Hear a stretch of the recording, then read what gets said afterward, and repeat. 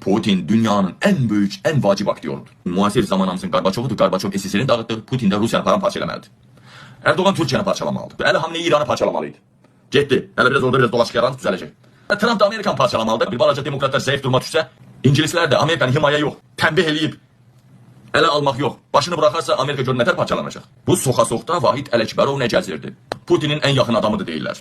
Özü Azərbaycanın əsl olsa da, kimsə hardasa nə bilim qarışıb ortaya çıxıb da, anası Rusdur, nə bilim atası nə bilim nədir deyirlər. Biz o deməyəcək bu oligarxlardır, bu yuxarıda Putinin ətrafında olanlar elə dünən Cahangir Əsgərovdan söhbət getdi. Elə söhbət də getdi ki, Silk Bey'in bütün təyyarələrinin mənbəyi, şirkət, bütün təyyarələr hamısı İtalyadadır. İtalyaya bağlıdır. Biz də deyirik bizim Silk Bey'imiz var, bizim təyyarələrimiz var. Ha sən demə hamısı İtalyada qeydiyyatda da ora bağlıdır. Hamısı oranın patronunda oturub İtalyada. Ha heç nə yoxdur Azərbaycanda xalqa məxsus. Hamısı xaricdədir kimin adına. Mən deyəndə bizim o nazirlər var ha. Hamısı arvadının qızının başını tutandı. Anasının bayışının başını tutandı. Mən inanmırsınız elə?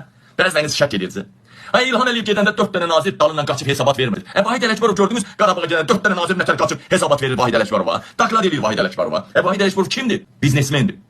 Ne işe bakır? Putin'le İlham Əliyevin şərikli əmlakının başında duran, idarə etmə sisteminin başında duran adamdır.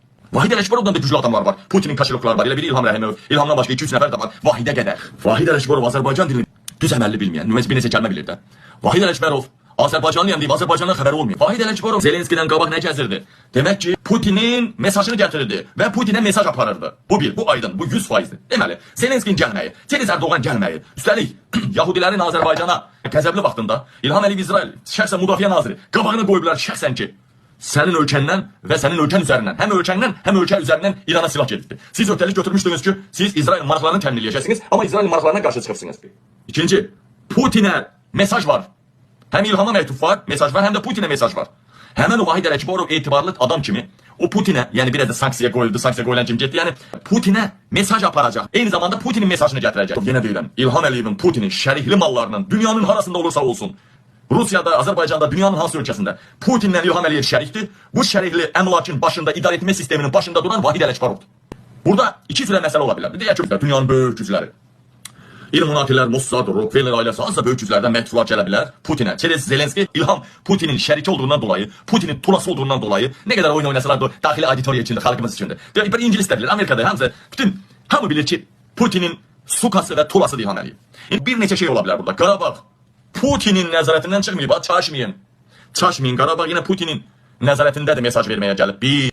İkinci, adamımızda hamı pul qazanır, kəmərə neft dolduraq, basaq geçsin, Avropaya sataq qazanaq. Üçüncü, bu tərəfdən bancını bağladılar, bu tərəfdən qazanacaqlar. Bura qazanç yolu tapırlar. Dünyanın sonudur İlham Əliyev. Vahidi göndərdin Vahid Ələkbərov ora. Davay, diney, limon, diney, limon. 100%'in 80%'i Putin'indi, 20%'i İlham'ındı. Mən nəbələr elə bilirdim %51 Putin'indi. Amma bəzi mənbələrdə deyirlər %51 Putin'indi, 49% İlham'ındı. Bəzi mənbələrdə isə deyirlər, yox. Bütün rəhbər şəxslərdə dəxli yoxdur. Rockefeller, Rothschild ailəsinə kimi. Hər yerdə 100'ün 80'ədir. Eyni zamanda Türkiyədə olan əmlakçılara görə İlham Əliyev Erdoğanla şərikdir. Putin Türkiye'ye girə bilmir. Eyni zamanda Bakıda o brend mallar var, bahalı. Bir kəstum 10.000 daha o Targovda satan marki. Onlar da Əminə Erdoğanla Mehribanın şərikidir. İrana qarşı altdan bir hərəkət ola bilər. Baxın, bir şey nəzərə alın. İrana qarşı en güclü, en dəhşətli mövqeyi kim sərgilədi? İsraildən sonra ikinci Zelenski. Birbaşa dedi İran dağılmalıdır, birbaşa dedi İran məğlub olmalıdır, birbaşa parçalanmalıdır. Əlimdən nə gəlirsə eləyəcəm, nə kömək lazım eləyəcəm, ərəb ölkələrini qorumaq üçün nə göndərmək nə bilə. Bircə Zelenski. Və bir mesaj da aldıq biz, Zelenski müəyyən bir koalisiya rəhbərlik eləmək üçün ortaya atıldı. Bu yaxın vaxtlarda görevləndirildi Zelenski.